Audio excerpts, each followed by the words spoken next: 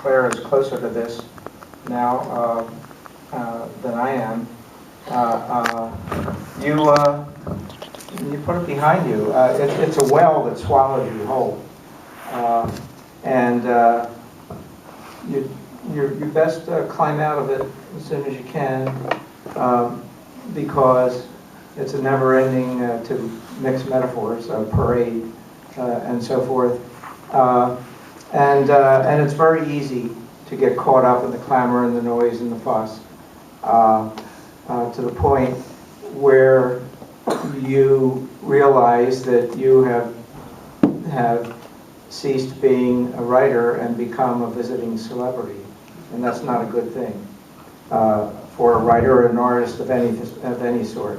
What it does is it keeps throwing you back in your own face when people are patting you on the back all the time, and that's not good. It makes you self-conscious of who you are and what you're doing, and it takes you away from the work, the story. And for an artist, self-consciousness is poison. So you need to turn your back on it, shut the door, and get back to work. Writing the two books, at least from my memory, I would say writing the first one was more difficult, and I think it had, I don't know, more things going on, I guess you would say, that I had to keep track of and tie together. And less, my children were all littler too, so it was a little challenging to jump back into it and with a fresh memory of what I had written. In fact, I know for a fact one time it had been several months that I had not written, and I sat down to write a pretty significant scene later in the book in Mid-Over Manifest, and I kept having this deja vu feeling like, I feel like I've written this, but I didn't really know how the chapters worked out, and I looked in my notes, I couldn't find anything, and finally, I was like, I know I have written this, and I opened a drawer, and there was the chapter, and I read it as a reader, because I couldn't remember what I had written, so that's what little children will do to you. So which ones stay? Typically seen in middle grade children's books, and Moon Over Manifest also used a very complex narrative, and I think each of these latest works must have been pretty difficult to put together. And I'm wondering how you balance pursuing something different without making your readers work too hard, because I think they're both very accessible texts, but they seem very carefully crafted. It's funny because the two scenarios or types of stories that you just described are exactly the two that I have written. The first one, Abilene is the stranger coming to town. And the second one, I guess it's a little bit of both, but it's definitely a journey. So yeah, I guess I would have to say so far, you're right. This is for my idea, for my book. Actually came several years ago. My mom told me one day about a dream she had, and she said it was a very unusual kind of dream, not only in content, but you know how dreams sometimes are, well, they're not a complete story arc. You wake up or they morph into something else, and this one was just like a complete story. And her dream had more to do with a young man, an older man than the characters in my book, and he had an amazing ability with playing the piano. My mom is a piano teacher, and we've seen people on TV who can, without any training, any lessons at all, hear a very complicated piece and sit down and play it note for note.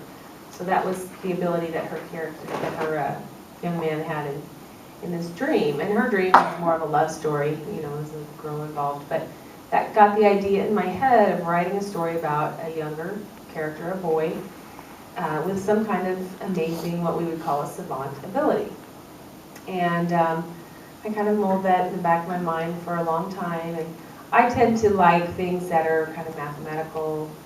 So I was going that route, did some research, and kind of decided that this young boy, his name is Early Auden, who the other character in the story, Jack, calls him that strangest of boys.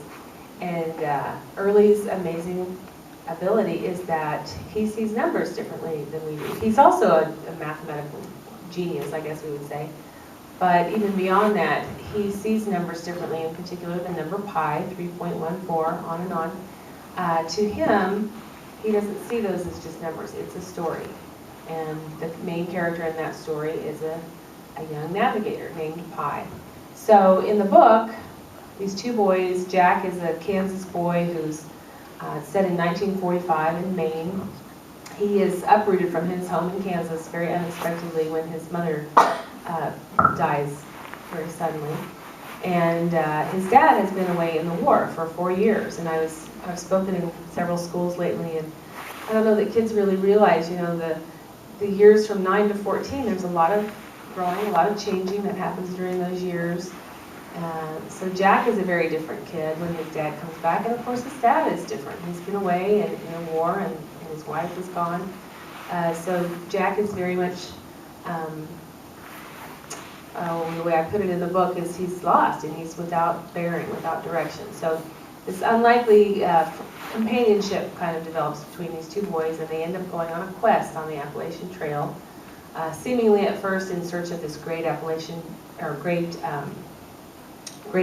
bear that has been spoken of in the newspapers. But as with everybody's story, there's always a little more than you originally think. And these, as Early reveals this Pi story to Jack, there begins to, you start to find parallel things happening in their own journey, or things that are very similar to what's been happening in this Pi story. So, you know, it's really a story of friendship and loyalty and loss, and there's adventure and pirates and whales and a lot of different elements. Put the snowball in a cone and put the flavor on and that you wanted, and you had a primitive water ice or snow cone.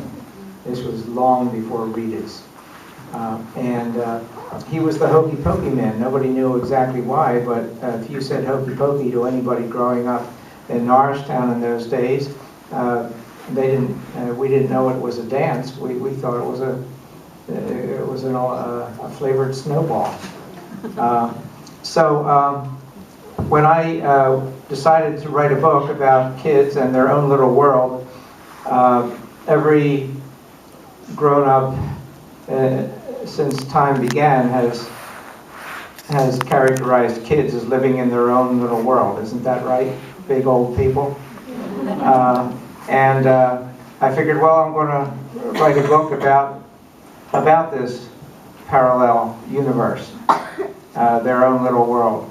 And so I called it Hokey Pokey, and it's where kids live right alongside us, day after day, in their own little world, where it's always today and never tomorrow.